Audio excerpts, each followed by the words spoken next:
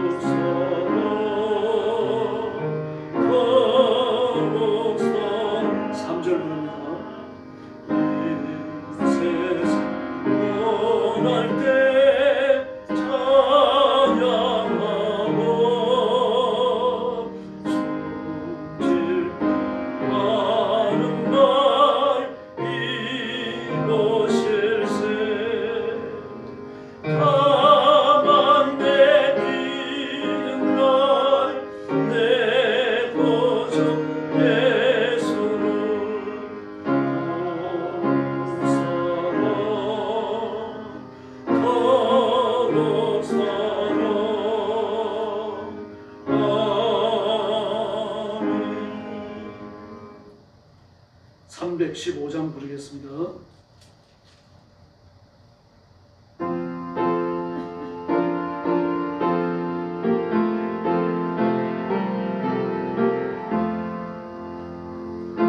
내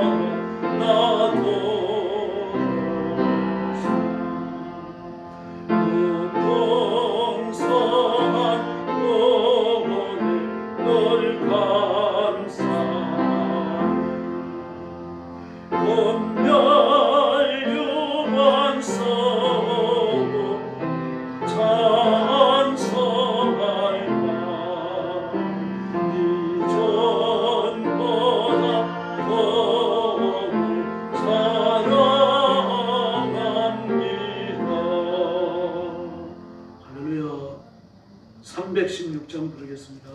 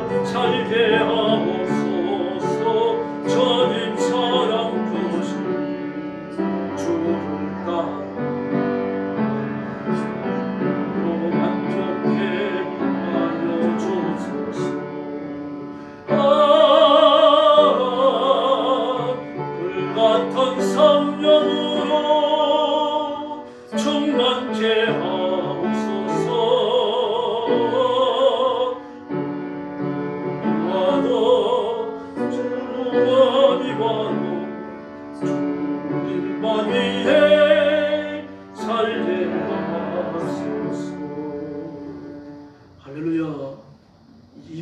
317장 부르겠습니다. 317장입니다.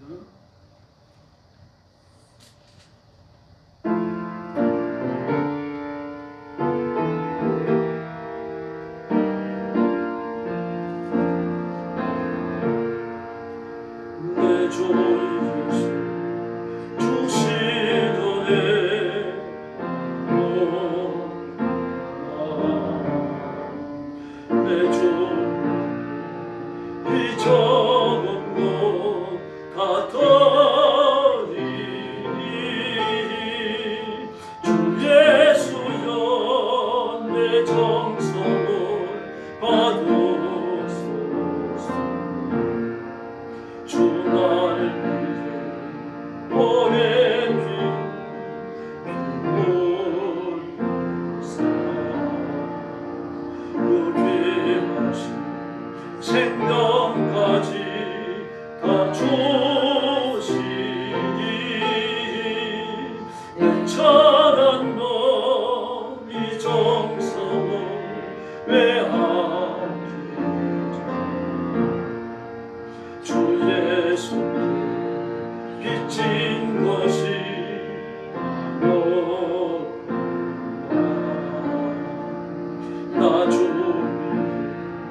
더딘 것은 잠자오니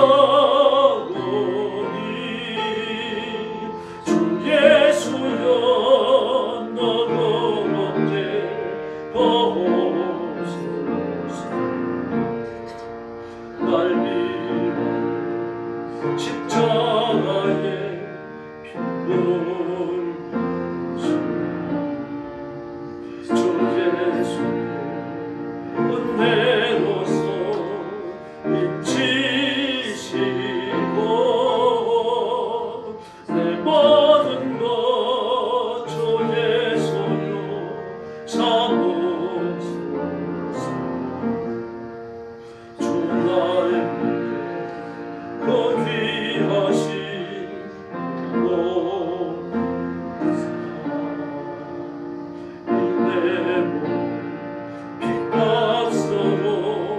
사셨으니 내 생명도 주 예수께 바친다. 주 나의 그 귀하신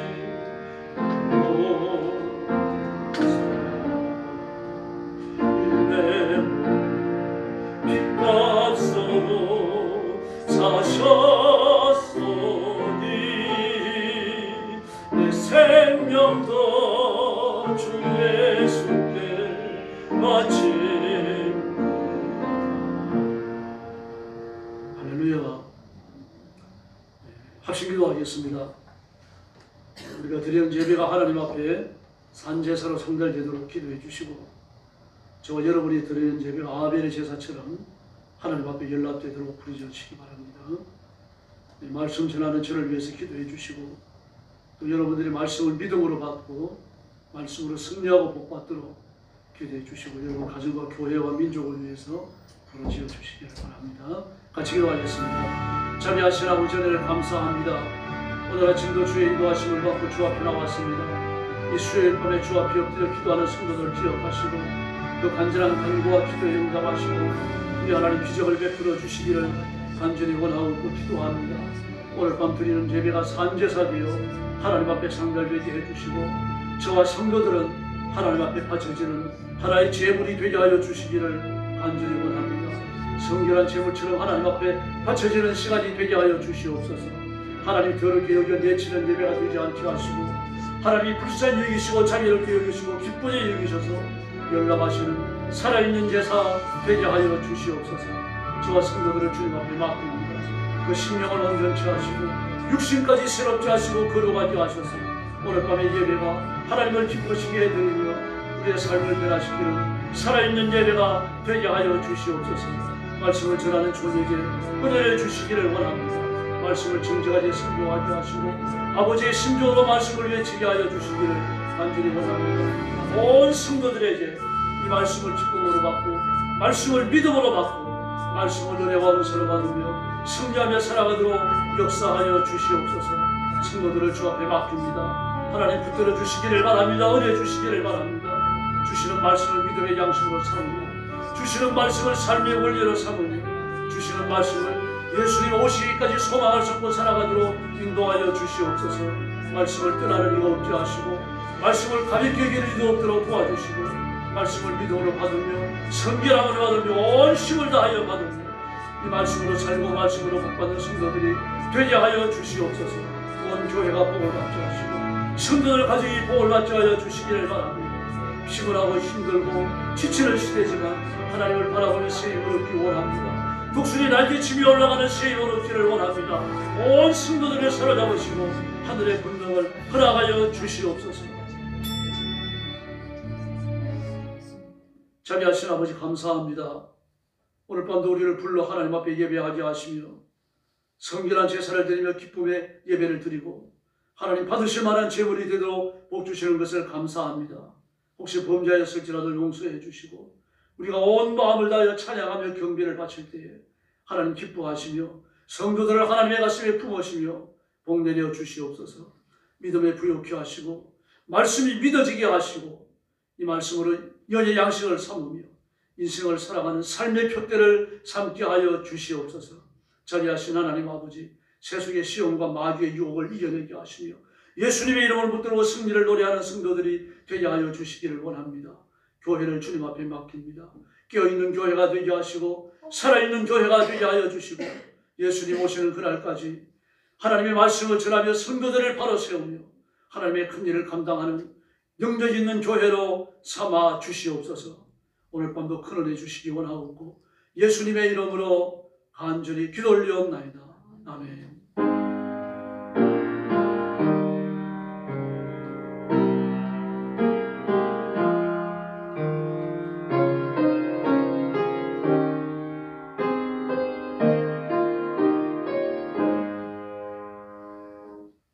하나님 말씀 공독하겠습니다. 고린도전서 제9장입니다. 1절부터 27절까지 새벽 예배 때처럼 돌아가면서 몇 절씩 보겠습니다.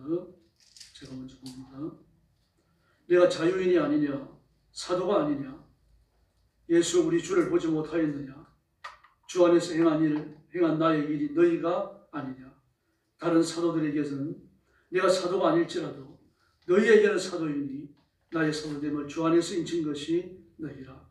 나를 비판한 자들에게 변명할 것이 이것이니 우리가 먹고 마실 권리가 없겠느냐? 우리가 다른 사도들과 주의 형제들과 게바와 같이 믿음의 자매된 아내를 데리고 다닐 권리가 없겠느냐? 어찌 나와 바나바만 일하지 아니할 권리가 없겠느냐?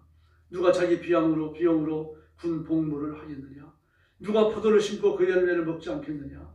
누가 양떼를 기르고 그 양떼의 젖을 먹지 않겠느냐? 내가 사람의 예대로 이것을 말하느냐?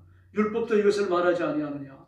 모세의 율법에 곡식을 밟아 뜨는 소에게 망을 씌우지 말라 기록하였으니 하나님께서 어찌 소를 위하여 염려하심이냐? 오로지 우리를 위하여 말씀하심이 아니냐? 과연 우리를 위하여 부족된 것이니 아까는 자는 소망을 가지고 갈며 곡식 떠는 자는 함께 얻을 소망을 가지고 떠는 것이라. 우리가 너에게 신령한 것을 뿌렸은즉 너희의 육적인 것을 거두기로 과하다 하겠느냐? 다른 이들도 너희에게 이런 권리를 가졌거든 하물며 우리일까 보냐? 그러나 우리가 이 권리를 쓰지 아니하고 범사에 찾는 것은 그리스도의 복음이 아무 장에게 없게 하려 함이로다.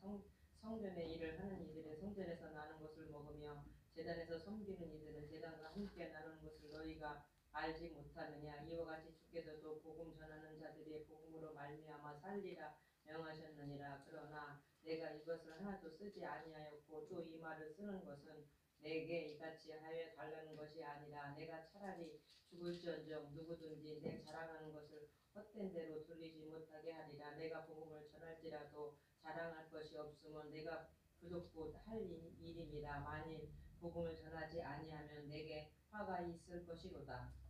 그가 내 자유로 이것을 행하면 상을 얻으려니와 내가 자유로 아니한다 할지라도 나는 사명을 받았노라. 그런즉 내 상이 무엇이냐?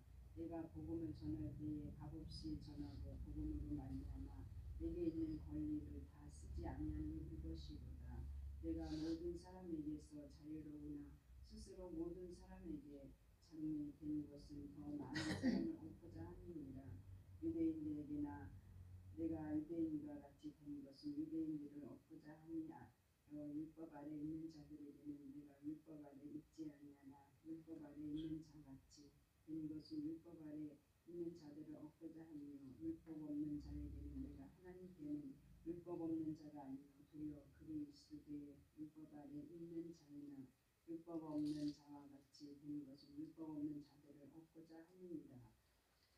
약한 자들에게 내가 약한 자와 같이 된 것은 약한 자들을 얻고자 하며 내가 여러 사람에게 여러 모습이 된 것은 아무쪼록 몇 사람이라도 구원하고자 함이니 내가 복음을 위하여 모든 것을 행함은 복음에 참여하고자 함이라. 운동장에서 다름질하는 사람이라니 자들이 다 달릴지라도 오직 상을 받는 사람은 한 사람인 줄 너희가 알지 못하느냐? 너희도 상을 받도록 이와 같이 다름질하라. 이기기를 다투는 자마다 모든 일에 절제하나니 그들은 썩을 승리자의 관을 얻고자 하되 우리는 썩지 아니할 것을 얻고자 하노라. 그러므로 나는 다름질하기를 향방 없는 것 같이 아니하고 싸우기를 허공을 치는 것 같이 아니하며. 마지막 절 같이 봅니다. 내가 내 몸을 채워 복종케 함은 내가 남에게 전파한 후에 자신이 도리어 버림을 당할까 두려워함이로다. 아멘. 오늘 말씀의 제목 사도에 관하여입니다.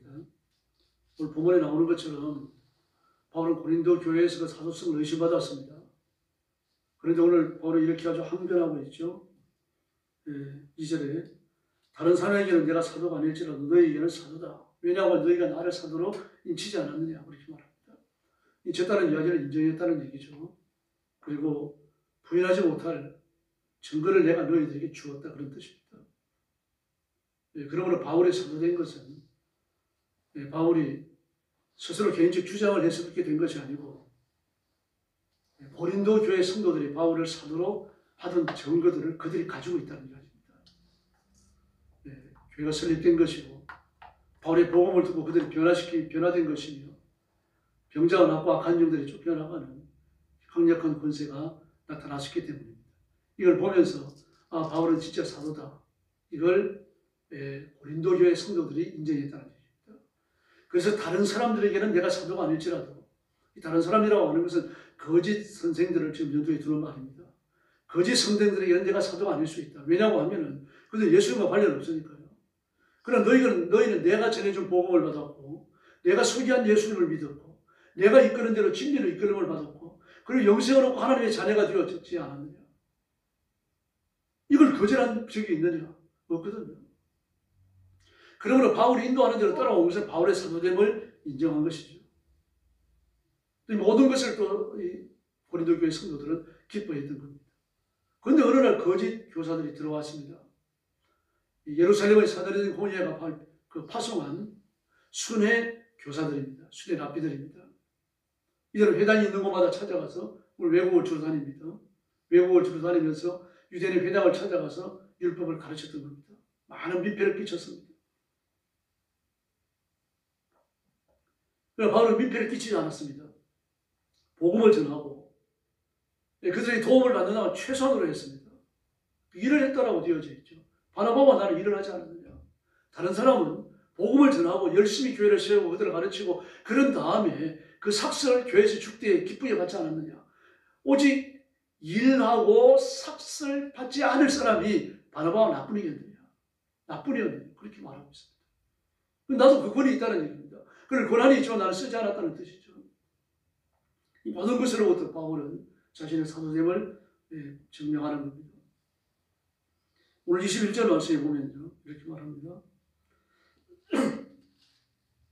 율법 없는 자에게는 내가 하나님께 율법 없는 자가 아니요 도리어 그리스도의 율법 아래 있는 자는 율법이 없는 자와 같이 된 것은 율법 없는 자들을 얻고자 함이라. 내가 율법이 있지만 그러나 율법 없는 자처럼 된 것은 율법 없는 자를 얻고자 합니다. 이방인을 얘기하는 거죠. 고린도 교회 성도들을 이야기하는 겁니다. 나는 당신들을 위해서 율법 없는 자처럼 행동하고 있다. 율법이 없는 자가 아니기 때문이 아니라 너희들의 영혼, 고린도 교회를 얻고자 함이었다. 그렇게 이야기하는 겁니다. 바울의 열정을 보여주는 말이죠. 그래서 주님과 동고동락을 했고 바울은 고린도 교회 교인들과 동고동락했다는 얘기입니다. 이것을 사도의 권세 중 하나로 제시하고 있습니다. 이 사도스에서 가장 중요한 것이 5가지입니다. 그 첫 번째가 뭡니까? 예수님을 섬겨야 한다는 것입니다. 예수님을 알고 있어야 되는데 지식을 아는 것이 아니라 예수님을 실제로 뵀어야 한다는 이야기입니다. 이 바울은 부활의 예수님을 만나죠. 그리고 직접 사도로 부르심을 받고 그리고 사명에 관하여 예수님으로부터 위탁받습니다. 사도성의 첫 번째 조건을 충족시키는 거죠. 그리고 그가 복음을 전하고 설립했던 고린도 교회, 그 교회 성도들과 동고동락했다는 사실을 보여주고 있습니다. 주님이 위탁하신 양떼들을 모셨다는 이야기입니다. 다음에 두 번째는 뭡니까? 주님이 직접 부르신 사람이어야 합니다. 한 달에 건너뛴 게 아니라 주님이 직접 부르셔야 돼요. 이게 사도의 두 번째 표식입니다. 바울은 부활의 예수님이 직접 부르셨습니다. 다음에 세 번째는 제자들과 동고동락해야 됩니다. 실제로 바울은 제자들과 동고동락하지 않았습니까? 또 네 번째는요. 부활의 증인이 되어야 합니다. 예수님의 부활의 증인. 바울이 그 부활을 전하다가 죽지 않습니까? 그가 헤롯을 찾아가서도 그리스도의 부활에 관하여 말하는데 그걸 간파해내죠. 네가 너 좋은 머리와 은면을 가지고 나를 그리스도의 사람이 되게 하려 하는구나. 즉 부활을 믿는 사람이 되게 하려는구나. 그렇게 말합니다. 바울의 복음의 핵심은 부활이었습니다. 다음에 다섯 번째. 봉사의 직무를 감당해야 됩니다. 25절에도 나와 있죠. 이렇게 말합니다. 이기기를 다투는 자마다 모든 일에 절제하나니 그들은 썩을 승리자의 관을 얻고자 하되 우리는 썩지 아니할 것을 얻고자 하노라. 우리는 그랬습니다. 우리는. 이 고린도 교회 성도들이 포함되어져 있는 거죠. 그래서 우리는 나는 고린도 교회 성도들과 함께 썩지 않은 것을 얻고 싶다. 이게 바울의 봉사였습니다. 양들을 돌보는 거였죠. 이걸 위해서 돈을 받지 않았습니다. 물론 갈라디아 교회를 비롯해가지고 빌립보 교회 몇 교회에서 보내주는 선교 헌금을 그는 이용했습니다. 그리고 장막을 키웠어요. 그러므로 사도는 독특한 성격을 지닙니다. 예수님께서 자기가 시키는 일을 하라고 개인적으로 부르신 사람입니다. 이게 가장 중요합니다. 주님이 부르지 않은 사람 자원병은 필요 없는 겁니다. 주님이 부르셔갖고 너는 내 일을 해라. 나의 제자다. 나의 사도다. 나의 존이 되어라. 주님이 직접 임명한 사람, 이 사람이 사도입니다. 사도는 대사 특사라는 말입니다. 주님이 뽑아 세우시는 주님의 일꾼입니다. 메신저입니다. 존입니다. 아무나의 존이 아니죠. 예수님의 존입니다. 일 시키는 사람, 일하라고 부르셔서 그리고 예수님 해야 될 일, 예수님의 일을 맡겨가지고 하게 하시는 거죠. 그 사람이 사도예요. 그러므로 예수님께는 존입니다. 그리고 우리한테는 사도요, 사자입니다. 특사입니다.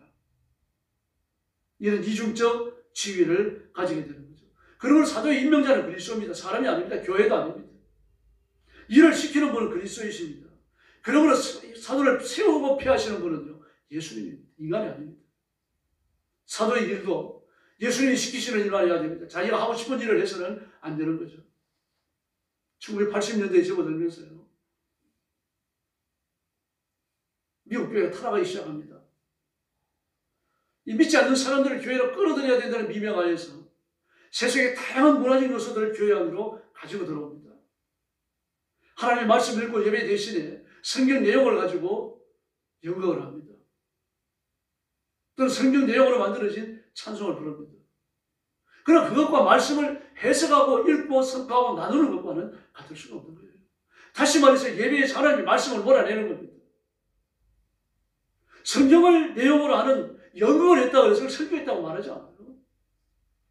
성경 내용을 중심으로 찬송을 지었다고 그래가지고 그걸 설교라고 말하지 않습니다. 설교는 하나님의 말씀을 읽어야 되고 읽은 말씀을 해석해야 되고 성도들에게 이렇게 살라고 권면해야 됩니다. 성경 듣지 않을지라도 외쳐야 되며 이 말씀을 지키라고 가르치고 강조하고 제시해야 됩니다. 그러므로 하나님의 말씀에는요, 선포가 우선입니다. 듣든지 아니 듣든지 내 말씀을 외치라고 말씀하시죠. 일단 선포입니다. 해석하고 설득하는 것은 그 나중에 일어나는 이야기입니다. 1980년도 미국에 시작되어진 이 일들이요, 온 세계를 들쑤셔놨습니다. 지금도 마찬가지입니다. 여러 많은 교회들이요, 엔터테인먼트 행사처럼 되어버렸습니다. 막 그렇게 안 되면 안 되는 줄 알아요. 나와서 워십을 해야 되고 춤을 춰야 되고 말입니다. 그리고 노래 잘하는 사람이 나와가지고 찬양을 인도해야 되고, 그게 하나의 엔터테인먼트 그 쇼지 뭡니까, 그죠? 이걸 여과 없이 받아들입니다. 어떤 찬송, 언제 드려지는 찬송이든 하나님의 영광을 노래하는 노래가 되어야 할 줄로 믿습니다. 그러므로 사도는 그리스도께서 시키신 일을 해야 되는 겁니다. 사도를 세우시고 폐하시는 분이 예수님이고, 세우시는 때는 자신이 맡긴 일을 하라고 세우시는 것이고, 폐하실 때는 일을 다 했기 때문에 폐하시는 겁니다. 그렇게 데려가십니다. 충성의 대상은 예수님입니다. 세상이 아니면 물질이 아닙니다. 사람도 아니고 취미도 아니고 명예도 아닙니다. 교회 성전도 아닙니다. 우리가 충성하는 분은 예수님이신 줄로 믿습니다. 예수님께 충성하고 삼위일체 하나님께 충성하면 나머지는요, 하나님이 하시는 겁니다. 이게 최우선입니다. 그 일을 하라고 부르신 거죠. 하나님께서 하나님의 사람들을 선택하여 부르시고 하나님의 자녀를 삼으시고 하나님의 일을 맡기시는 것은 하나님의 영광을 노래하기 위함이라고 분명히 말합니다.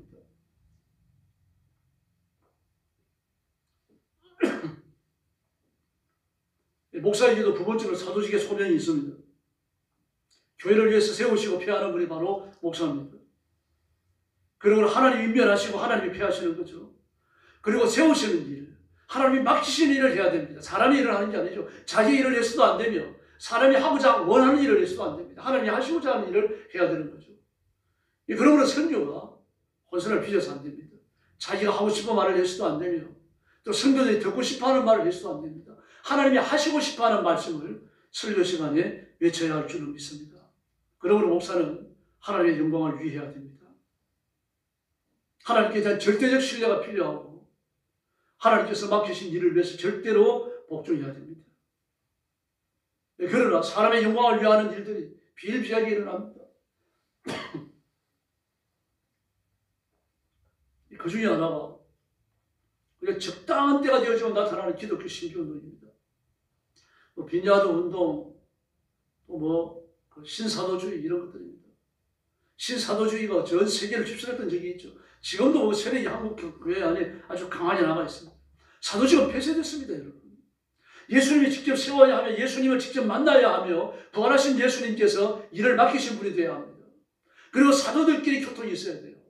이런 사람이 누가 있습니까? 폐쇄됐습니다. 하나님의 말씀이 기록이 끝나므로 사도직도 역시 끝난 겁니다. 사도가 해야 될 중요한 일 중에 하나가 계시의 전달이기 때문입니다. 그래서 에베소서 3장 3절 이하를 보면 곧 계시로 내게 비밀을 알게 하신 것은 내가 먼저 간단히 기록한 것 같으니 그것을 읽으면 내가 그리스도의 비밀을 깨달은 것을 내가 알 수 있으리라. 이제 거룩한 사도들과 선지자들에게 성령으로 나타내신 것 같이 다른 세대에는 다른 사람의 아들들에게 알리지 아니하셨으니. 할렐루야. 그 사도들의 직임 중에 하나가 계시의 전달이에요. 그런데 지금은 계시의 전달이 아닙니다. 전달된 계시를 해석하고 성도들에게 먹이는 겁니다. 사도직은 끊어졌어요. 사도직 자체가 계시의 전달이라니까요. 그러므로 계시가 계시록으로 완성됐으니까 사도직이 끊어지는 겁니다. 그런데 사도직을 부활시켜놨습니다. 그리고 사도를 목사 위에 둬요. 오만하게 짝이 없습니다. 그 사도는 누가 세웁니까? 피터 왕으로가 세웁니다. 미국에 신학교가 하나 있습니다. 사도주의, 신사도주의를 길러내는 신학교가 하나 있어요. 피터 와그너라고 하는 그 유명한 실제 신학자입니다. 어느 순간 변해버렸어요. 신비주의에 변해버렸습니다. 사도직을 부활해야 됩니다. 능력과 권세가 나타나야 된다고 말합니다. 맞아요. 능력과 권세가 나타나야 됩니다. 그러나 그 능력과 권세가 사도들에게만 나타났습니까? 집사님들에게 나타났잖아요. 교회 많은 지도자들이 나타났잖아요. 평신도들에게도 이와 같은 기적과 역사가 얼마나 많이 나타났습니까? 기적을 중시하고 직관을 중시하고요. 직통 계시를 부르짖어요. 눈을 감고 계시를 받고 중얼중얼하면 계시를 받아요. 눈을 또 계시를 전합니다. 예배 중에 그런 일들을 해요. 우리로서 생소하죠. 전 여러분 그런 데 안 데리고 다녔습니다. 그런 사람 데리고 오지도 않았고. 유명한 이 사도주의자 중에 하나가 토드 렌틀리라고 있습니다. 타드 렌틀리. 이 짧은 말씀을 이렇게 감성 있게 전달해요. 설교 시간이 얼마 안 됩니다. 정말 예언이, 대부분이 예언입니다. 이 사람에 대하여 예언하고 저 사람에 대하여 예언하고 미국 대통령에 대해서 예언하고 한국이나 일본이나 소련이나 이런 데 대해서 예언을 합니다. 그 벤틀리 집회에서 많은 사람들이 죽었다가 살아나요. 그래서 벤틀리 집회가 죽어는 강단에 못 섭니다. 왜냐고 하면은 그런 많은 거짓말을 했기 때문입니다. 죽었다가 살아났다고 하는 사람들이 전부 쇼였어요. 대부분이 쇼였습니다. 그리고 이런 말도 했습니다. 오늘 여러분 천불을 헌금한다면 하나님께서 내일 1000배로 불려주실 것입니다. 이러면 나도 하겠습니다. 1000불에 1000배면 얼마입니까? 1000불이면 100만 원이죠. 100만 원에 1000배면요. 10억 아닙니까? 10억. 14억. 14억. 할만하잖아요. 빚내서라도 하겠습니다. 이게 전부 거짓말이라는 것이 말씀이었죠. 하나님께 지금 말씀하십니다. 지금 1000불을 헌금하는 사람은 하나님께 내일까지 1000배를 주시겠다고 말씀하십니다. 사람들이 막 자신의 시기에 아멘 하고 난리 나고 말입니다. 1000불을 꺼내가지고 막 교회 강단들 갖고 나오고 그랬었어요. 천지연의 말이었어요. 그 거짓말이 들통났죠. 특히 타드 렌틀리는 7개월이 걸렸습니다. 이 사모함과 함께 말입니다. 부인도 있었어요. 네, 다시 말해서 이렇게 그 신사도주의는 인간의 육감적인 어떤 정서를 중시합니다. 사람들이 육감적인 정서를 자꾸 자극을 해주니까 말이죠. 거기에서도 만족감을 느끼는 겁니다. 뭐 1000불을 바치면 1000배를 하나님 갚아주신다. 죽은 자가 살아났다. 오늘 이런 병자가 일어났다. 저런 병자가 일어났다. 그럴 때마다 말이죠. 아멘 그러면서 일어나고 병 났다고 간증을 하고 다 쉬었습니다. 그러므로 신사도주의자들이 주관하는 집회를 해나가려고 하면요, 거짓말 안 하면 안 됩니다. 왜냐고 하면요, 사도니까요. 사도니까 능력과 기사가 나타나야 되잖아요. 능력과 기사가 나타나야 되는데 안 나타나니까 쫓아가는 거죠. 그래야 사도주의가 신사도주의가 명맥을 이어가니까요. 한국에서 수많은 교회들이요, 목사님들이 그룹을 지어갖고 신사도주의 집회에 다녀오고 막 그랬었습니다. 또 오늘 2절 말씀을 보면 뭐라고 말씀하십니까? 이렇게 말합니다. 다른 사람들에게는 내가 사도가 아닐지라도 너희에게는 사도니 나의 사도됨을 주 안에서 인친 것이 너희라. 그렇게 말합니다. 그러니까 바울이 이 교회를 설립하고 하나님의 말씀을 전달하고 능력과 기사가 나타나고 그럴 때 만약에 바울이 진짜 사도가 아니라면 그들이 거절했을 게 아니냐 이겁니다. 그럴 수밖에 없죠. 그러나 거짓 사도들, 거짓 교사들이 거짓말쟁이라는 것이 드러났고 사도는 진짜라고 하는 것이 드러나는 겁니다. 고린도 교회에서만 병자가 나온 게 아니죠. 고린도 교회만 설립된 게 아니죠. 여러 곳의 교회를 설립해서 소아시아예요. 교회가 설립하는 집회마다 많은 기적과 역사가 나타났습니다.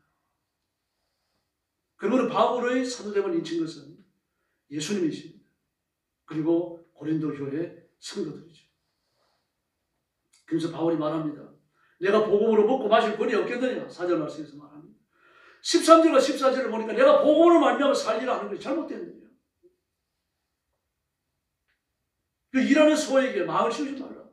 일을 하니까 배가 고플 때 먹기에 놔두라는 거죠. 무화과를 관리하는 자는 무화과를 따먹는다는 거죠. 포도를 관리하는 자는 내 포도가 아니더라도 따먹을 수 있다는 거죠. 그러므로 하나님의 양떼를 돌보는 자들이 양떼로부터 먹을 것을 받는 게 잘못됐느냐 말입니다. 그래서 바울은 고린도 교회 교인들이 돈 바라보고 일한다라는 말을 할까봐 안 받았다는 얘기입니다. 전혀 안 받은 건 아니죠. 아직 그 성경을 좀 받고 또 바울이 쓴 건 아닙니다만 예루살렘으로 보내는 헌금도 하게 하고 또 헌금을 전달하고 그렇게 합니다. 신명기 22장 6절을 보면요, 일한 자가 그 과실을 먹는다고 했습니다. 잠언 27장 18절을 보니까요, 무화과를 지키는 자는 그 실과를, 주인을 섬기는 자는 주의 영화를 함께 누린다라고 말했습니다. 그런 사도의 권리는 주인의 지위와 영광, 주인의 권세가 후광이 되는 거죠. 내가 아닙니다. 교회가 아닙니다. 성도들이 아니고요. 그 교회에 나오는 어떤 힘 있는 성도들이 아닙니다. 우리 한국 교회가 좀 버려야 될 습관이 있습니다. 저는 뭐 탤런트나 아이돌이 말입니다. 개그맨 사람 같은 사람들이 교회에 나오고 거듭났다 그러면 막 교회마다 불러가서 간증시키는 날입니다. 그 뚜렷한 경험이 없습니다. 경험이 없고 신학적 소견도 부족하니까 말입니다. 자기 생각을 가지고 간증을 하는 겁니다. 그러니까 말도 되지 않는 소리를 하는 거죠. 신학적으로 전혀 딴소리를 하는 겁니다. 그 간증하는 과정에서 좀 더 극적인 효과를 만들어내기 위해서 부풀리는 거죠. 앞으로 이런 일이 없어야 됩니다. 지금도 없어야 되겠고요. 우리가 조심해야 될 것은 주님이 우리의 후관이라는 점입니다. 그러므로 말씀을 가르치는 자가 말씀을 바로 가르치지 아니하면요, 결국 마귀의 시험에 빠지게끔 되어져 있습니다. 그러므로 주인의 권세를 내 권세로 착각하기 위해서 안 되며 사람을 두려워해서 안 됩니다. 우리가 자칫하면 사람을 두려워하기 쉽습니다. 그러나 우리가 두려워할 분은 예수님이시지 인간이 아닙니다. 순교자들이 죽을 수 있는 이유가 거기에 오는 겁니다. 바로 그 사실을 깊이 깨닫는 용기, 그 깨달으면서 오는 자신감, 당당함, 이것이 순교를 두려워하지 않게 하는 거죠. 장작을 쌓아놓고 너 예수 믿는다고 한마디만 부인하면 너를 죽이지 않겠다. 그러나 끝까지 믿는다고 말하면 장작 때문에 올려놓고 불사지르겠다. 두려워하지 않습니다. 그 어떻게 안 두렵겠습니까? 장작이 활발 타오르면서 맨몸이 타들어가는데 그 죽은 다음에 장작에 올리는 게 아니라 장작에 올려놓고 산 사람을 태우잖아요. 그 얼마나 끔찍합니까? 그들을 두려워할 필요가 없죠. 왜 그렇습니까? 육신의 눈을 감는 순간 우리는 눈을 뜰 때 거기가 예수님의 품, 천국인 줄로 믿습니다. 이런 담대함, 천국에 대한 소망이 우리를 힘있게 한다는 얘기입니다. 그래서 사도의 의무가 있습니다.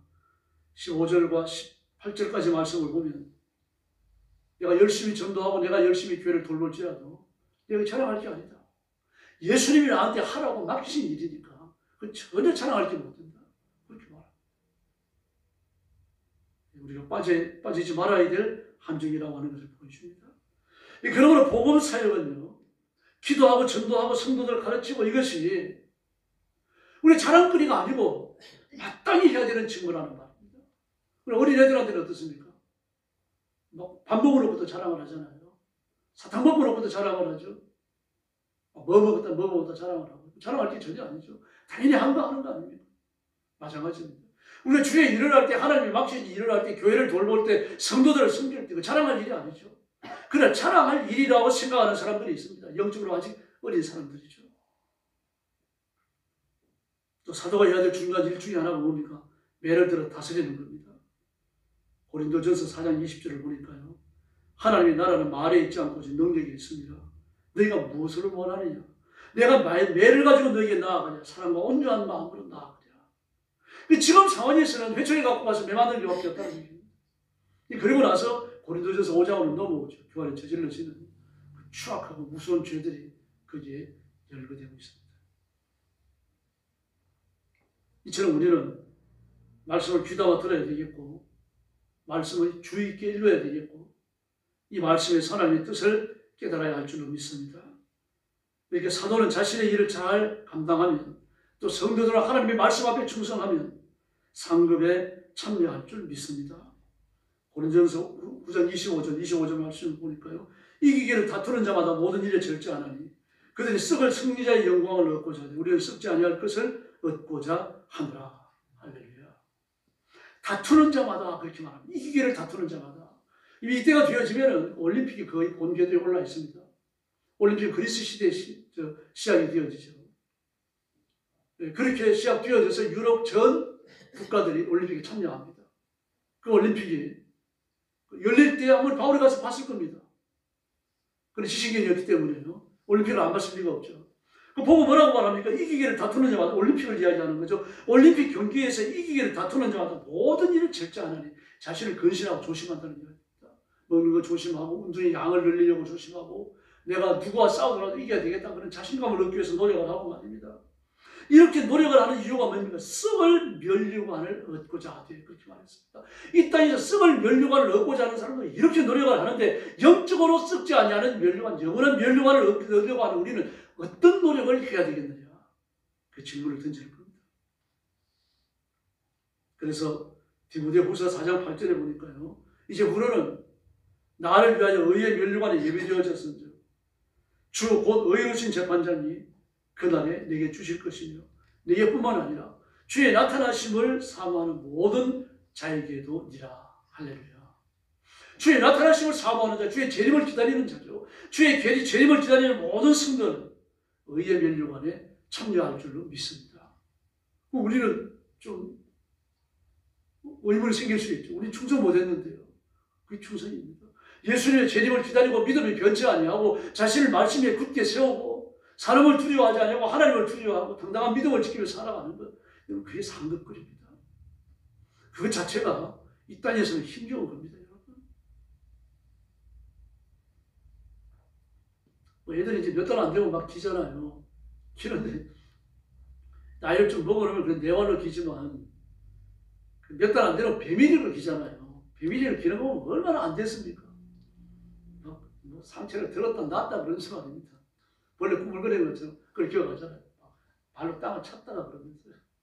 또 고지 들고서 나면 또 엄마 보고서 주고 말이죠. 그럼 막 우리 애 키웠다고 말이죠. 박수 쳐주고 그럽니다. 나이 들어서 그러면 곤란한 거 아닙니까? 나이가 들면 걷고 뛰는 거죠. 등산도 하는 거죠. 올림픽에도 나가는 거죠. 그와 같습니다. 우리가 쭉 성장하고 예수 그리스도의 장성한 분량에 도달하는 것, 이것 자체가 이미 이 땅에서 상급을 누리는 겁니다. 그걸 이야기합니다. 그래서 바울은 복종과 절제를 요구하고 있습니다. 20절 이하의 말씀을 보니까 모든 사람에게 모든 방법으로 통하리라고 말합니다. 불신자에게는 불신자를 얻기 위해 가지고 불신자보다 잘난 척하지 말라는 이야기입니다. 그렇다고 해가지고 불신자가 요구하는 신관을 받아들이면 안 되죠. 하나님께 대한 그들의 생각과 우리의 생각은 근본적으로 다르기 때문에요. 그러나 적당한 수준에서 수준을 맞춰줘야 되는 거죠. 그러면서 교회로 이끌어야 됩니다. 그런데 24절에서 뭐라고 합니까? 금메달은 하나다. 금메달은 하나다. 많은 사람이 다른 박질을 할지라도 금메달은 한 사람만 딴다. 그와 같습니다. 그런데 어떻습니까? 이미 우리를 위해서 의의 면류관이 준비됐다고 말했습니다. 그러면서 열심히 뛰어라, 열심히 달려라 라고 말씀하시는 겁니다. 그래서 25절 이하의 말씀이 우리가 절제와 복종을 요구하는 겁니다. 한 사람이 구원받았다 그래가지고 그 개인에게만 구원이 국한된 건 아닙니다. 그건 사소한 사건이 아니에요. 왜 그렇습니까? 그 가정에 영향을 주고 사회와 국가에 영향을 주는 겁니다. 구원은 개인적으로 이루어집니다. 그럼 구원받은 사람은 그 가정에 들어가서 누군가의 가족이 되는 거죠. 직장에 나가서 누군가의 직장 그 직원이 되는 거죠. 국가의 공무원이 되고 나라의 대통령이 될 수도 있다는 이야기입니다. 신앙에는 연대성이 있습니다. 인격적 존재이기 때문에요. 윤석열 대통령이 회개하고 예수 믿고 하나님의 자녀가 되고 신앙이 성장하면요, 그게 그 주변 사람들이 영향을 미치는 겁니다, 여러분. 그러니까 지금도 성경을 읽고 엎드려 기도한다고 그러지 않습니까? 복음이 전파되는 상황을 보면요, 한국에서 캐톨릭은요, 2500년 전에 전파됐죠. 2300년, 한 500년 전에. 근데 최하층부터 전도가 시작되어져요. 그러니까 그 참 박해가 얼마나 많은지 모릅니다. 천주교인들 순교 정말 많이 당합니다. 그 신실한 천주교인들이 많았습니다. 그럼 우리는 어떻습니까? 왕실부터 전도를 해요. 왕실부터요. 그 왕이 가서 전도를 하려고 하니까 그 지위가 있어야 되잖아요. 그러니까 의사가 하는 겁니다. 선교사님이 의사 자격증을 갖고 와서 왕실 옆에다가, 궁궐 옆에다가 병원을 개원을 했고, 그리고 간단한 페니실린 하나를 모여가지고 불치의 병자들 살려내고 고쳐내고 그러니까 그 황제의 주체가 되고요. 그리고 들어가서 황제와 그 왕후의 병을 돌보는 사람들이 되고, 신하의 병을 돌보는 사람들이 되고, 그리고 그 서양병원에 나오는 사람들은 서민들도 있지만 지쳐있는 사람들이 많은 거죠. 이러다 보니까 왕실부터요, 그리고 공무원으로 고위급에 속하는 사람들이 복음을 먼저 접합니다. 그러니까 기층 민중이 복음 전하는 것은 쉬운 일이 되어버릴 겁니다. 어렵지만 이렇게 선택되어진 것입니다. 그래서 사회적으로 영향력 있는 사람이 예수 믿으면요, 한 시대가 달라질 수 있는 겁니다.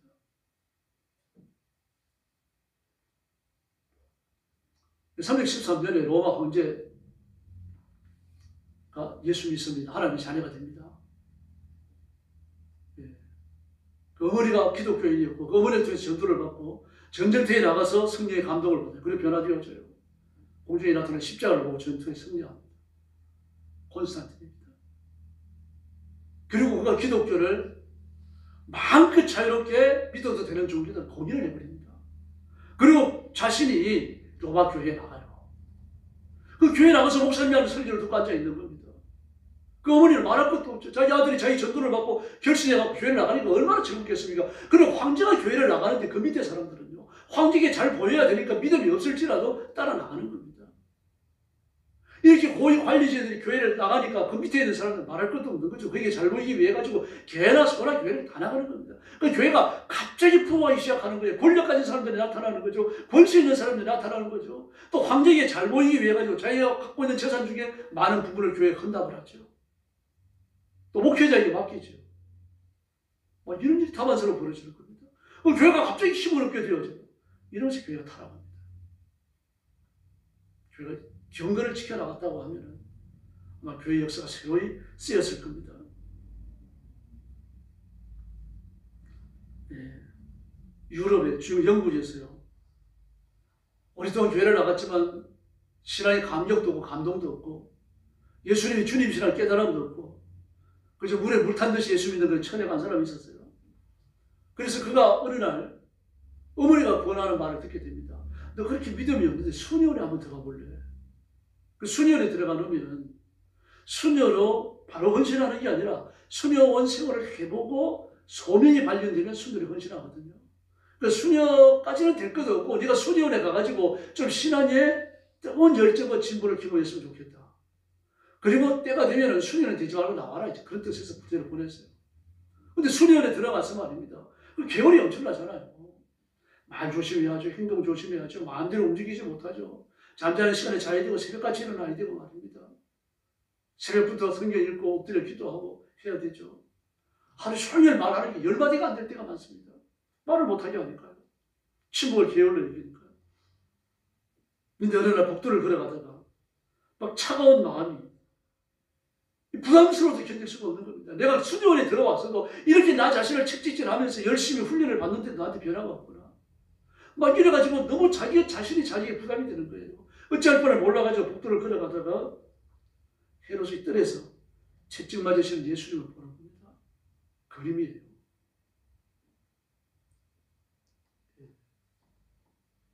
유명한 화가도 아닙니다. 이름 없는 화가입니다. 근데 주로 성화를 많이 그렸어요. 그 제목이 이 사람을 보랍니다. 에릭 호모, 이 사람을 보라. 그 채찍에 맞고 계시는 예수님을 보라. 하루에 골몇 번도 더 보던 거 아닙니까? 하루에 골몇 번이 아니라 지금까지 골몇 번도 더 온 거 아닙니까? 더 본 거 아닙니까? 그 복도를 지나갈 때마다 보니까요. 보기 싫어도 거기 그림이 있으니까 눈 돌려보고 견눈으로 보고 하루에다가 여러 번을 봤던 그림 아닙니까? 근데 그날따라 말입니다. 예수님께서 헤롯의 뜰에서 말입니다. 채찍을 맞으시는 그 모습을 보면서 마음에 질문이 생기는 겁니다. 누구 때문에 채찍을 맞고 계시는가? 이 질문에 답을 할 수가 없었어요. 눈물이 쏟아져갖고요. 나 때문이구나. 그리고 이제 무릎을 꿇습니다. 그래서 그 그림이 전혀 새로운 경험으로 돌아왔고요. 주님의 고난이 자신을 위한 것이라 깨닫습니다. 그리고 긴 침묵이 흘렀고 그런 마음이 결심을 하고 일어납니다. 이제는 옛사람이 아니었어요. 그 스스로 수녀로 서원을 하고 하나님 앞에 일평생 충성하겠다고 결심합니다. 그게 마드 테레사입니다. 그리고 그렇게 거듭납니다. 한 장의 그림이 그를 변화시켜요. 에릭 호모, 이 사람을 보라. 전에는 이 그림이 교회도 붙어있고 뭐 그냥 크리스마스 때 주고받는 액자 속에 들어있고 많았습니다. 요즘은 이런 성화들이 좀 이렇게 빛을 잃고 있습니다. 이 한 개인의 회심이 한 시대를 변화시켰죠. 한 세대를 변화시켰습니다. 구원받은 한 사람이 가정을 위해서 기도하면 가정이 변화됩니다. 국가를 위해서 기도하면 사회와 국가가 변화되기도 합니다. 한 사람이 믿으면 그 가정은 이미 거룩해진 겁니다. 배우와 부모와 자녀들이 하나님께 이미 맡겨진 상태라고 봐야 합니다. 믿지 않는 남편이 아내를 인하여 거룩하게 되고 또 믿지 않는 아내가 남편을 인하여 거룩하게 되나니 고린도전서 7장 14절. 그러므로 복음 전도보다 더 가치 있는 일은 없습니다. 근데 선교는요, 기회가 적당한 때가 아니면 잘 안 하게 되죠. 왜 그렇습니까? 내가 직접 하는 게 아니기 때문입니다. 헌금을 해야 되고 위에서 기도해야 되고 염려해야 되고 또 전에는 편지도 썼습니다. 요즘 편지를 잘 안 쓰잖아요. 한국의 통신수단이 발달되어 놓으니까 그렇습니다. 그러나 어떻게 됐든 간에 말입니다. 선교는 하나님께서 꿈을 주시고 꿈을 이루실 때 선교가 이루어집니다.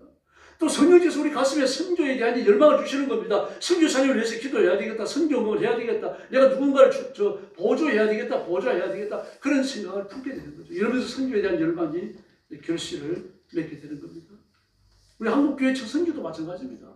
뭐 한국교회 미국의 유명한 교회에서 말입니다. 막 선교사님들 세우고 그 선교사님들의 선교의 꿈을 품고 한국에 오고 그러지 않았어요. 제가 말씀드린 기억이 있습니다. 미국의 어느 교회 여전도 회였어요. 시간이 너무 많이 남으니까 그때만 하더라도 뭐 그냥 그 농사를 짓고 그럴 때이기 때문에 농사 없을 때는 시간이 많잖아요. 시간이 많고 그러니까 뭐 할 게 없으니까요. 그 부인들 모여가지고 이번 주일날은 누구네 집에 모여가지고 기도합시다. 그럼 모여가지고 기도하는 거예요.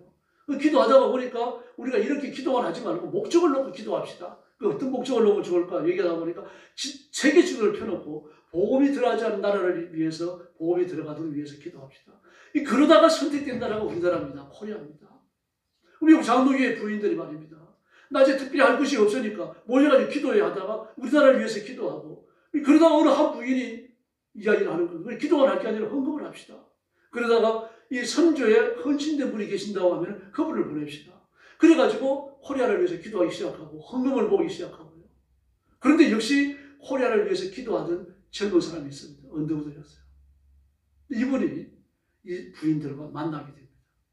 그리고 코리아에 대한 선교에 대한 비전을 서로 나누다가 나는 거기에 가기 위해서 기도하는 선교사로 하나님 앞에 헌신된 사람입니다. 그런데 부인은 어떻습니까? 선교비를 준비하고 있었거든요. 그래서 그분이 그 부인회에서 준비된 헌금을 가지고 우리나라에 들어옵니다. 참 기적 같잖아요. 인도 선교도 마찬가지입니다. 인도 선교도요. 구조 딱들 한 사람에 의해 가지고 조직적 인도 선교가 이루어집니다. 현대 인도 선교가요. 인도에 기적이 일어납니다. 스탠포드대학에 설립되고요. 인도에 173개 방으로 성경이 완전히 번역이 됩니다. 인도의 문명을 퇴치하는 일이 벌어집니다. 여러분, 그래서 우리는 성경에 대한 꿈을 가져야 되고 하나님 앞에 부르셔야 됩니다. 사도는요, 바울 사도는 선교에 대한 꿈을 가졌고 그 꿈을 이룬 사람입니다. 그래서 그 늘 하던 마음의 소원이 뭡니까? 스바나까지 가는 겁니다. 스바나에 갈 때 너희를 보고자 하면이 로마 교회에 써보내는 편지 그렇게 말하잖아요. 스바나가 스페인이거든요. 그 당시에 땅끝이라고 알려져 있었습니다. 그래서 땅끝까지 가라고 하시는 주님의 명령을 따라 진짜 땅끝까지 가려고 스바나를 선교의 목표로 삼았던 겁니다. 그 스바나에 갔다가 다시 로마로 돌아오죠. 거기에서 체포돼가지고 순교합니다. 그러나 세계 선교는 많은 비용을 발생시킵니다. 혼자 할 수 없어요. 물론 이제 부자 같은 걸 할 수 있죠. 뭐 부자 같으면 선교사님 한두 번 뭐 이렇게 파송할 수 있지 않겠어요? 그 비용이 많이 들어요. 그 선교는 가서 전도만 하는 게 아니다. 문화가 같이 건너가야 돼요. 먹을 걸 가져가야 되고, 그들이 필요한 것을 공급해 줘야 되고요. 그들의 여러 가지 약한 점들을 강하게 보완시켜 줘야 됩니다. 이거 혼자는 못 합니다. 그러나 교회가 특별 예산을 세워서라도, 그 교단 차원에서라도 이런 일을 계속해 나가야 합니다. 또 국내 전도도 계속해야 됩니다.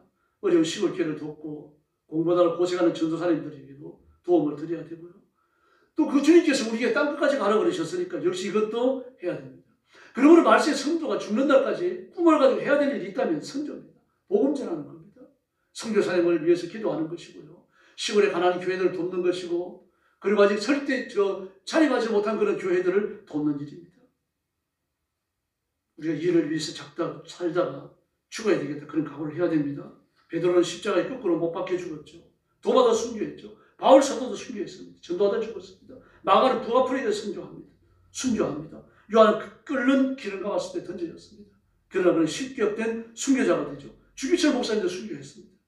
그러므로 성령께서 내 가슴에 순교에 대한 비전을 주시고 감동을 주신다면 우리는 순교에 헌신해야 할 줄을 믿습니다. 참고 참다가 억지로 갈 건지, 아니면 자원해서 하다가 하나님 앞에 칭찬 들을 것인지 그걸 결정해야 되는 겁니다. 리빙스턴은요, 25살 때 아프리카 선교를 결심을 하고 하나님 앞에 헌신합니다. 모페 사무엘에서는 아프리카 여행기를 책을 읽어요. 무슨 강의를 듣는 것도 아니고. 근데 그 책을 읽는데 무슨 구절이 나오는 거 아니에요. 딱 한 구절 때문에 그 감동합니다. 이 모페 사무엘이 이제 아프리카를 여행하면서 산 중턱에 올라앉아갖고 원주민 촌락을 내다보는 겁니다. 내다보니까 막 불 피우는, 그 저녁이니까 불 피우는 연기가 올라오거든요. 저녁 불 피우는 연기가 삼삼하고 올라오는 거예요. 저 버리니 원들에게 누가 갈까? 그러면서 말주림표를 찍어놔요. 딱딱딱. 그걸 읽는 순간에 성령께서 리빙스턴의 마음을 휘몰아칩니다. 그래서 내가 가야 되겠다. 그리고 그때부터 선교 준비에 들어갔고요. 그래서 3년 후에 이 아프리카로 출발합니다. 25살 때입니다. 가가지고 아프리카 상류에서 캐나다 나이아가라 폭포보다도 2배나 중앙한 큰 폭포를 발견합니다. 그리고 거기에다 대고 영국 여왕 이름을 붙여서 빅토리아 폭포라고 이름을 짓습니다. 대단한 일을 했죠. 한 번은 어떤 불황을 전도하다가 원주민들에게 밤에 사자가 나타나서 사람들을 잡아간다는 얘기를 들어요. 그런데 또 뭐라고 말하는가 하면 혼자 오는 게 아니라 이러시 온다. 그러므로 이런 불황을 한두 군데 점령을 한 것이 아니다. 근데 그 중에 사자 하나가 죽으면 다시는 오지 않는다. 그러는 거예요. 그래서 내가 저 사자 중 하나를 죽여야 되겠다. 마음이 결심을 하고서는 밤에 나가 기다리는 겁니다. 나가는데 사자가 왔어요. 왔는데 그 중에 하나를 죽이려고 겨냥에 쏘았는데 선 맞은 겁니다. 그 선 맞은 사자가 얼마나 선이나 있으면 와가지고 리빙스턴의 어깨를 물어버립니다. 근데 그때 어깨를 물고 늘어지는데 그때 원주민들이 총을 쏴가지고 사자가 도망을 가요. 근데 그때 리빙스턴이 다시 일어나가지고 자기를 물었던 사자를 다시 쏘입니다. 그래서 죽어요. 그리고 기절해버립니다. 그 어깨가 뜯겨져 나가지는 않았지만, 그래서 사자한테 물린 어깨를 일생 동안 가지고 살고 순교할 때까지요. 그래 비가 올 때마다 신경통을 앓습니다. 그래서 다시는 그 원주민 마을에 사자가 나타나지 않습니다. 이걸 보고 그 무릎을 꿇어요, 원주민들이. 리빙스턴을 하나님의 사람이라고 부릅니다. 그러면서 그들 불안이 교회를 짓는 것을 인정을 하고 참 불안이 교회를 다 나갑니다. 그래서 거기가 리빙스턴이 북아프리카 선교하는 선교의 전체 기지처럼 되어집니다. 그러니까 다른 데로 원주민 선교를 나갔다가 꼭 거기로 돌아오는 거예요. 그리고 다시 힘을 내가지고 다른 곳으로 가고 또 거기로 돌아오고 그런 일을 했던 겁니다. 근데 어느 날은요, 줄이 되어졌는데 리빙스턴이 안 나옵니다. 그래서 프라이에서도 너무 궁금하고 또 풀리는 생각도 들고, 그래가지고는 리빙스턴이 있던 오두막문을 열었어요. 그 침상에서 내려와가지고 기도하는 자세로 엎드려가고 꼼짝을 안 하는 겁니다. 그러니까 이미 하나님 나라에 갔어요. 그리고 그 옆에는 빼곡히 기도 제목을 적어놓았던 또 전도 스케줄을 적어놓았던 비방문이 펼쳐져 있는 겁니다. 바울과 같이 살다가 자신의 목숨과 가족과 생명의 의미보다 주님을 더 사랑하다가 죽은 그런 순교자, 전도자가 되어졌습니다. 그래서 선교는 하나님의 선교입니다. 하나님의 꿈입니다. 그러므로 우리도 선교의 꿈을 하나님이 이루실 줄로 확신하고 그리고 열정을 다해서 선교의 보탬이 되어야 할 줄로 믿습니다. 선교사님들을 위해서 기도할 때마다 부르짖어 주시고요. 그분들을 위해서 언급해 주시고 그분들을 위해서 마음의 소망을 가지시고 하나님 앞에 기도에 참여해 주셔야 됩니다. 이들이 복을 주십시오. 물질을 보내주십시오. 사람들을 보내주십시오. 우리가 해야 될 일입니다. 하나님께서는요, 아시아로 가려던 바울을 강제로 끌어다가 유럽으로 보내셨어요. 빌보 교회는요, 바울이 세계 선교를 끝까지 보좌하도록 헌금을 하도록 독려하십니다. 선교는 전도도요, 하나님이 시작하시고 하나님이 진행하시고 하나님이 마무리하십니다. 하나님이 반드시 이루십니다. 그리고 우리는 하나님의 뜻에 수정 들고 복종하면 될 줄로 믿습니다. 이를 끝까지 감당하는 이 시대의 사도들이 되어주시기를 예수님의 이름으로 축원합니다. 기도하겠습니다. 자비로우신 아버지 하나님 감사합니다. 오늘 수요일 밤에도 저희들을 주 앞으로 불러주시고 우리가 사도는 아니지만 사도의 직무를 물려받아서 열심히 전도하고 선교해야 되는 중요한 위치에 서 있음을 깨닫고 주님이 부르시는 그날까지 일에 온 힘을 다하여 충성하도록 역사해 주시옵소서. 바울처럼 스데반처럼 그리고 하나님 주기철 목사님처럼 이 시대의 부름을 받아 충성하는 선교사님들처럼 온 힘을 다해서 말씀 전하기에 힘쓰는 저희들이 되게 하여 주시옵소서. 내가 땅끝에까지 가지는 못하지만 땅끝에 가 있는 선교사님들을 위해서 기도하고 물질로 후원하고 염려하고 함께 애타하는 마음을 섞게 하여 주시옵소서. 그래서 하나님 앞에 충성을 다하는 일꾼들, 하나님이 보실 때 자랑스러운 일꾼들, 존귀한 신부들 되게 하여 주시옵소서. 예수님의 이름으로 간절히 기도 올리옵나이다. 아멘.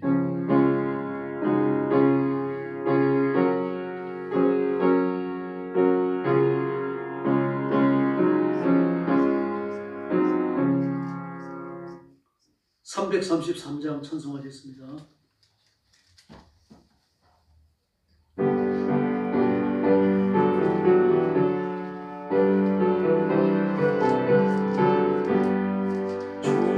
정성하라 정보 정성하라 주님께 설법이나 괴로움 저의 사랑 못고 정성하라 정보로 정성하라 끝까지 정성하라 정보로 정성하라 주님께 찬란하다 저멸령 돌려온다 주의 정성하라 정보로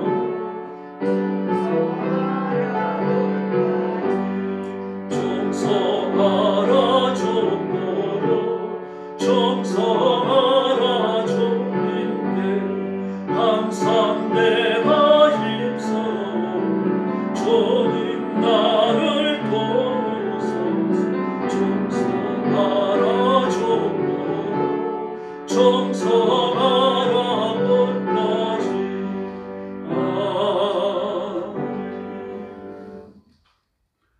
새벽기도, 금요일 기도에 열심히 나와주시고요. 또 몸이 아픈 성도들을 위해서 기도해 주시기 바랍니다. 김병국 권사님 넘어진데 코뼈 부러져서 수술하셔야 되나 봅니다. 위해서 기도해 주시기 바랍니다. 그리고 나라와 민족을 위해서 기도해 주시고요. 이 옆에 계신 분들하고 인사 나눠주시기 바랍니다. 한 번 더 인사하시죠. 힘을 다해서 충성합시다. 할렐루야. 주기도 드리겠습니다. 하늘에 계신 우리 아버지, 아버지의 이름을 거룩하게 하시며 아버지의 나라가 오게 하시며 아버지의 뜻이 하늘에서와 같이 땅에서도 이루어지게 하소서. 오늘 우리에게 일용할 양식을 주시고 우리가 우리에게 잘못한 사람을 용서하여 준 것 같이 우리 죄를 용서하여 주시고 우리를 시험에 빠지지 않게 하시고 악에서 구하소서. 나라와 권능과 영광이 영원히 아버지의 것입니다.